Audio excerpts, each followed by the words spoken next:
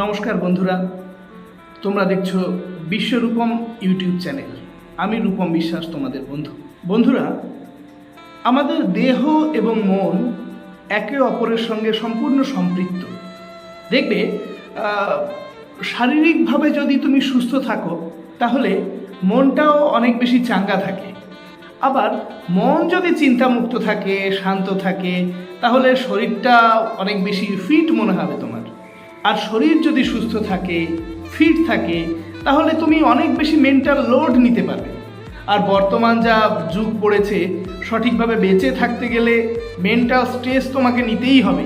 তুমি না চাইলেও তোমাকে নিতেই হবে, চলেই আসবে। এক এক বয়সের ছেলে মেয়েদের, পুরুষ মহিলাদের মানসিক চাপ এক এক রকম হয়।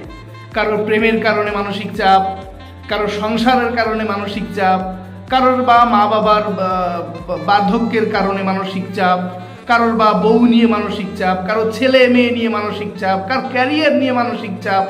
এরকম বিভিন্ন রকমভাবে মানসিক চাপ তোমাকে বর্তমান পৃথিবীতে, বর্তমান সমাজে তোমাকে সবসময় আষ্টে বেঁধে রেখেছে। আর টাকা পয়সার চাপ তো ভাই বলার অপেক্ষা রাখে না, সবচেয়ে বড় চাপ। এই ধরনের চাপ থেকে তোমাকে যদি মুক্তির উপায় খুঁজতে হয়, তাহলে তার একমাত্র উপায় কিন্তু মনটাকে সুস্থ রাখা, সেই সঙ্গে শরীরটাকেও সুস্থ রাখা। আসলে বন্ধুরা, আম্বানি থেকে আদানি, মোদি থেকে যোগী, পার্থবাবু থেকে জাস্টিস অভিজিৎ বাবু, কিংবা পাড়ার চায়ের দোকানের মিন্টু ভাই, সন্টু ভাই, কন্টু ভাই, তাদের থেকে শুরু করে যত মানুষ আছে আমাদের আশেপাশে সমাজের, সে যত উপরেই থাকুক না কেন, অর্থনৈতিকভাবে যতই স্ট্রং হোক না কেন, তার ভিত্তিটা মানসিকভাবে সম্পূর্ণ সন্তুষ্ট কিন্তু আমরা কেউই না। আর এই মানসিক অশান্তি থেকে, মানসিক অসন্তুষ্টি থেকে, মানসিক অপূর্ণতা থেকে আমাদের মানসিক চাপ কিন্তু চলে আসবে। আর মানসিক অশান্তি থাকবেই, তাই মানসিক চাপও থাকবে। মানসিক চাপকে নিতে শিখতে হবে। মানসিক চাপকে হেলায় হারিয়ে মানসিক চাপকে দৈনন্দিন আমাদের জিনিস তৈরি করে ফেলতে হবে। তাহলে দেখবো আমরা শরীর যদি সুস্থ থাকে, মানসিক চাপ তাহলে বেশি নিতে পারবো।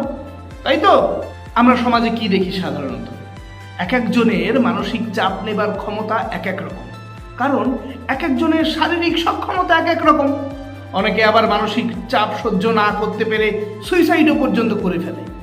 তবে বন্ধুরা, জন্ম যখন নিয়েছি বাঁচতে তো হবেই, তাই না? আমাকেও বাঁচতে হবে, তোমাকেও বাঁচতে হবে। আর বাঁচতে যখন হবেই, তখন এসব মানসিক চাপ একটু আসবেই। যতই আসুক, আমাদের ভালোভাবে বাঁচতে হবে। আর ভালোভাবে বাঁচতে গেলে তো মানসিক চাপ নিতেই হবে। আর মানসিক চাপ সহ্য করতে গেলে শারীরিকভাবে সুস্থ থাকতে হবে। দেখেছো কেমন শরীরের সঙ্গে মনের সম্পৃক্ততা, একটা নিবিড় যোগাযোগ। আসলে বন্ধুরা, দুশ্চিন্তা, মানসিক চাপ এগুলো কার্যক্ষেত্রে আমাদের অজ্ঞাতসারেই চলে আসে, কিছুতেই ঠেকানো যায় না। তাই এটা অনেকটা আমাদের হাতের বাইরের জিনিস। মেন্টাল লোড, মেন্টাল স্ট্রেস এগুলো আসবেই, কিন্তু তারপরেও আমাদের প্রত্যেককে ফিট থাকতে হবে, মনটাকে নিশ্চিন্ত ও শান্ত রাখতে হবে। কারণ অস্থির মন নিয়ে, অশান্ত মন নিয়ে কোনো কাজ সঠিকভাবে করা যায় না।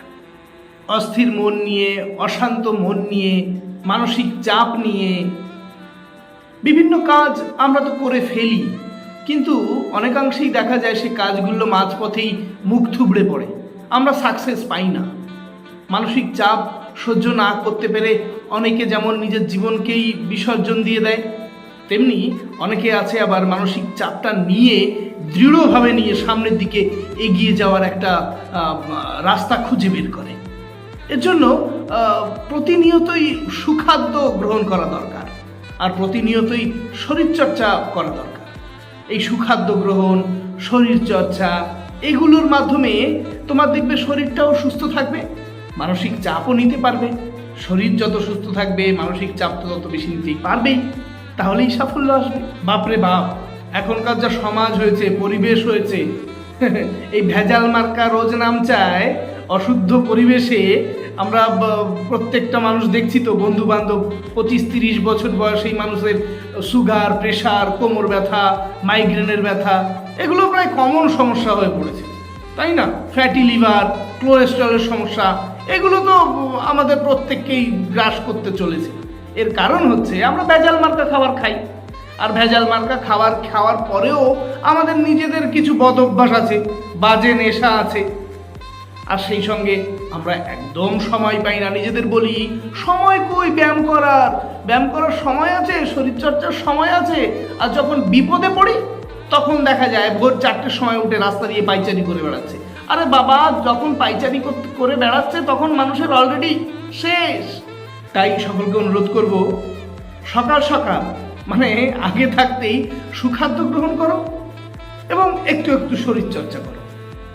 এই সুখাদ্য গ্রহণ এবং শরীরচর্চার মধ্যেই কিন্তু তোমার জীবনের সফলতা লুকিয়ে আছে।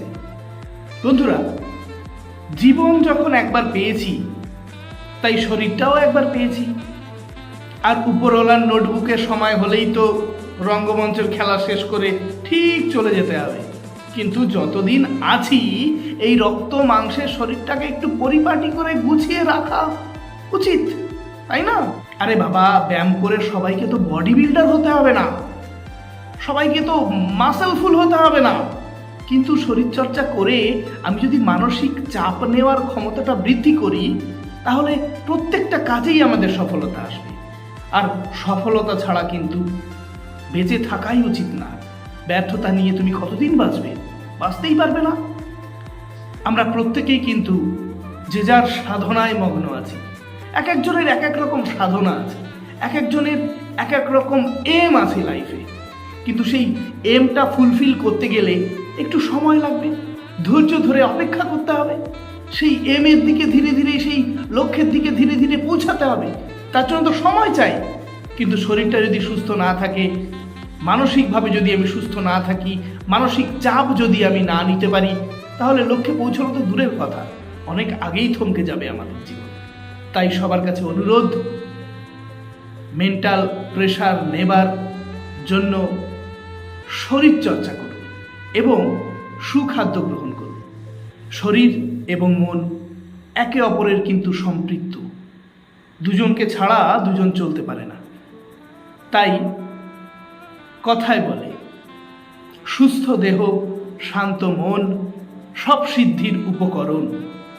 সুস্থ দেহ থাকতে হবে, শান্ত মন থাকতে হবে, তাহলে সব সাধনায় সিদ্ধি লাভ করা সম্ভব। ধন্যবাদ, সকলে ভালো থেকো, সুস্থ থেকো।